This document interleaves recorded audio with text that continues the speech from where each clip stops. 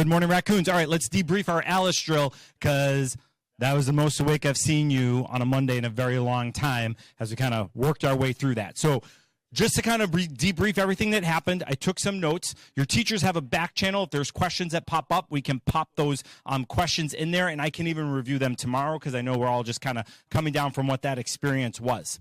So today's drill was to test our understanding of the purpose of rally points and where our rally points are here on our campus.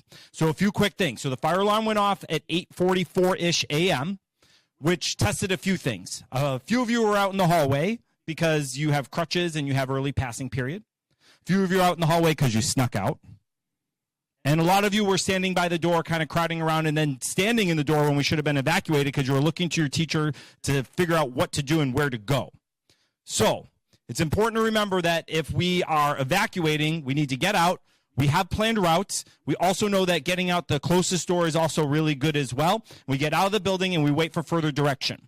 Today we asked everybody to go to a rally point. If there were a real fire on campus and the fire alarms went off, chances are we would push further away from the building than just the fenced areas that we typically go, and we would go to a rally point. A rally point is just a common place that we know we can go to get further direction. We have 3 rally points on our campus.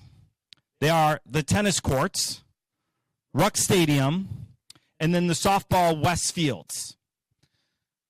Well, in our mind, it makes sense if I'm on North Campus, I would go to the softball West Fields, and if I'm at, South Campus, I would go to Ruck Stadium. The point is, while we have some preliminary places assigned, you just get to one as quickly as possible to await further direction. That's all you have to do. So I know some of you are confused because typically when you go to a rally point, you're like, oh, I thought I went to Rucks, but I had somebody telling me you go to the tennis courts. That's okay. Because, again, we can't predict different situations that we might be involved in. You'll recall a couple years ago we had a Alice drill in the middle of a passing period. We've also had situations where our fire alarms have gone off during lunch. And we've sent everybody to Ruck Stadium because it's a bigger place where all 1,600 of us can assemble and we can come up with a plan to take attendance and figure out what's next rather than having 3 separate locations for me and the police to run around to and everything else like that. So you just need to remember when you need to go to a rally point, it's going to be one of those 3 sites. So that's the most important thing from there. There's a few other things we're testing along with that or things that I noticed as far as the drill goes. First of all, we did great getting out of the building. We just need to make sure we shut the doors behind us. If we're the last teacher, the last student, shut those doors. Staff throw on those green vests. They are helpful to have the green vest not only so students can point you out, but also our first responders and other adults who may be responding to help with the situation know people in green vests are staff members. They don't want to mistake you for a parent and tell you to leave, whatever it might be. Some people asked about cell phones and belongings. Should I bring my belongings? Should I have brought my cell phones? What should we do during a fire drill? And I think in that point in time, it's situational. Your goal is to get out of the building as quickly as possible. So a lot of you already had your backpacks on because class was about ending. I wouldn't take time to take your backpack off, throw it somewhere and leave, or whatever it might be. If you have it on you, you go. You walk out with it and you figure it out. If it takes you a long time to get a backpack or to go get your cell phone, you're delaying the evacuation process. So if you already have it on you, just keep it on you and kind of go from there, and you should be all set. We also tested traffic flow. The last time we had a fire drill, we had over 20 cars arriving onto campus and almost hitting us as we were walking across the street to the fences. And so we put a new process in place that stopped cars from coming down Stadium Drive and coming down Campus Drive and putting them in like a holding pattern until it was safe for them to move about campus, or encouraging them to park on the north lot over there so that they weren't involved or slowing things down or almost hitting people. So we tested that, and that seemed to go pretty well as well. The best thing that we can think about when it comes to our rally points is these are large spaces where we can spread out. So I know at Westfield, when I was watching from on top of the hill, we were really kind of huddled right around the entrance of the softball field, and we were kind of backing up that path that goes down there. We can use that whole space down there to start to identify and group together and take attendance and go from there.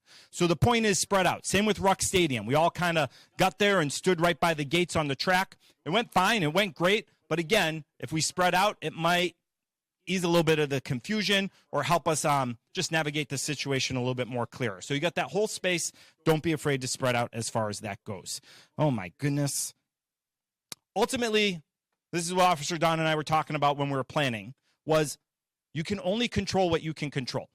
We have our little routines, we have our procedures, we have everything in place. And your job in an emergency situation is to keep yourself alive, to keep yourself safe. And so that's why we practice ALICE. That's why we practice where our rally points are. That's why we practice fire drills. That's why we practice severe weather, so that you know what to do in that situation. There are a lot of other things happening behind the scenes to ensure that we have a safe reunification, that we remain safe, that we can return to a safe campus. So right now, we're huddling names of people that maybe didn't get to that rally point and trying to see if they got to another rally point. Our job is to mark people absent that don't make it there. And then there's a team of people that would say, okay, that student was absent. Where did they go? And figure out the whole reunification process. Last but not least, the most important thing to remember with a rally point is that's a place where you can go to get further information. If there were an active shooter on our campus, we would not just go sit at Ruck Stadium. We would not just go sit at Westfield. We would not just go sit at the tennis courts. There would be law enforcement and adults in green vests yelling at you, telling you to go further away and where to go. So these rally points aren't necessarily, they are not places we would go in an active shooter situation and just sit there and wait. We would continue to take direction and get further away from campus. They're just a reunification point, a design reunification point, a designated reunification point if we had a fire alarm in a time that was maybe inconvenient, or an evacuation without a fire alarm. We've had that before, where we need to just go somewhere and we say, go to your rally point. Go to a rally point, I should say. So a couple questions that popped up. In the event of evacuation, if a student can get in their car and drive away, should they? If so, what's the protocol after they leave campus? What should they communicate that they're safe on campus? All that stuff. No, do not get in your cars and drive away, because what you're doing is you're creating a traffic jam. If there was a situation where first responders were coming onto our campus, fire, EMT, you would be blocking them from getting in. So depending on the situation, and we've talked about this, I don't want to get too far in the weeds, and Officer Palms there, you can correct me. If it was like -20 and we had a situation like this, we may say, go sit in your car. That might be a safe place to go. None of us were here for the carbon monoxide incident where we evacuated, or maybe you're a student at Silver Lake or whatever it is, but for staff, we realized one of the biggest mistakes we made there was letting students who were outside for about a half hour go home. The buses couldn't get in. We had over 100 EMS arriving. They couldn't get in, and it created a traffic jam and another unsafe situation. So we would not get in our cars and drive off. Again, we now have traffic working behind the scenes that would stop you from leaving and keep you in a space that was safe. All right. If you were to leave campus, you asked about the car, but likely by foot, where should you go to report that things are safe and that you're okay? You would get that information.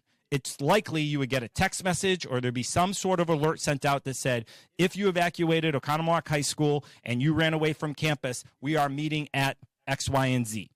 We have designated spots in our community where we could set up a large-scale reunification and assess everybody's safety, make sure everybody's okay, and figure out, who's out of the situation, who might still be in the school, whatever it might be. And you would just have to watch your phone or your email or the news outlets for that information about a large-scale reunification.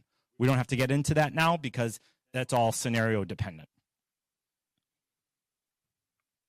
Would we use fire alarms ever to announce an ALICE situation? I can't imagine using fire alarms to announce an active shooter. We would use our plain language over the loudspeaker or yelling down the hallways or whatever it might be.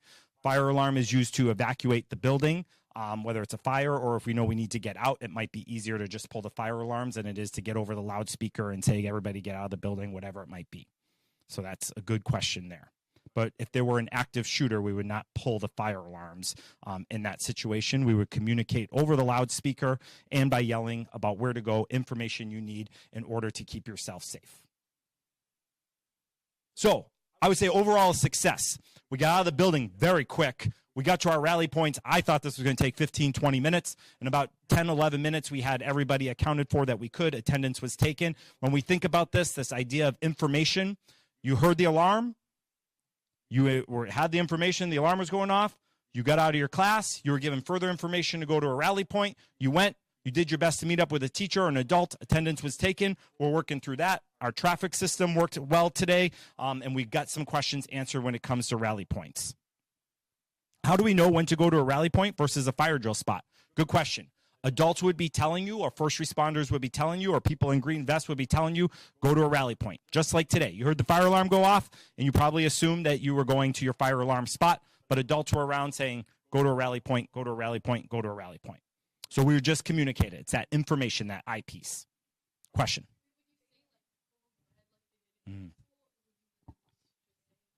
Yeah. Good question. Live on the scene. Would we say like code red or whatever? No, we don't use code words anymore. That's a practice that's in the past. We just give it to you straight. We would tell you there's an active shooter on North Campus. He is wearing a gray sweater with a blue hat and black pants, and he's heading towards Lower North. And we'd relay that information as best as possible. One of the things that we might test in the spring is that relaying of information using call buttons, everything else like that to inform people of what's going on, but we'll worry about that in the spring. So that's a really good question. We'll just give it to you straight. That's how we build trust. That's how we keep people safe, is we just make sure that we communicate everything with you in real time and we're transparent. I'll send an email debriefing today's drill and just informing your families that the drill happened. I'll copy you on it so you know what's going on. And if you have any questions, catch me in the hall throughout the day. Talk to your teacher. You can also add them into the live chat. We'll check that again tomorrow in RCC if there's any more questions. Officer Palm, anything I'm missing? Officer Palm said we did a good job. So it's 9:25. There will be food during passing period. Remember, the carts are gone. You have to go to the serving areas down in the field house lobby to make it more efficient. So 9:25, you guys are good to go. Go get your food. Get to Block B, hour 3. Best day of our lives. Here we go.